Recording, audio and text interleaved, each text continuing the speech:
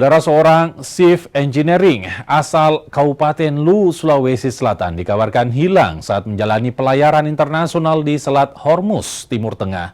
Keluarga hingga kini masih menunggu keberadaan Sirajudin yang bertugas sebagai kepala mesin di Takbut Musafa II.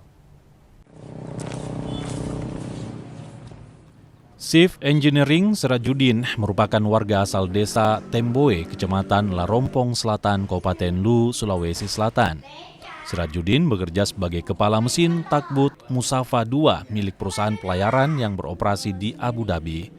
Istri Sirajudin, Sri Dewi Aisyah, memiliki 2 orang anak, sedang menanti kabar dari pihak perusahaan dan kedutaan besar tentang kondisi sang suami. Keluarga terakhir berkomunikasi dengan korban pada Kamis lalu. Korban berbicara dengan istrinya dan video call dengan anak-anaknya dan menyampaikan anaknya untuk ikuti ibunya sholat. Sri Dewi Aisyah berharap suaminya selamat dan ditemukan dalam kondisi baik. Kalau sama anak yang kecil dia sempat video call. Sempat video call ya. Iya. Apa yang disampaikan Bu sama anaknya, sama Ibu, yang disampaikan terakhir dengan Ibu? Selalu bilang ke anak saya yang kecil, "Nak, kalau mama sholat ikut sholat ya."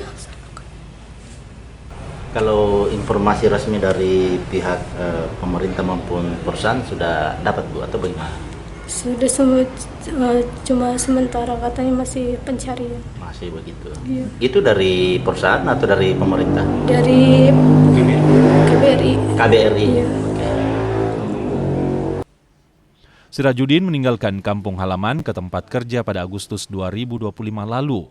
Korban berharap anaknya bisa kuliah di luar negeri dengan harapan dapat mahir berbahasa asing, terutama bahasa Inggris dan bahasa Arab.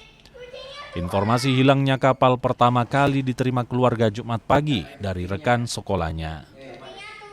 Amran Amir, Kompas TV Lu, Sulawesi Selatan.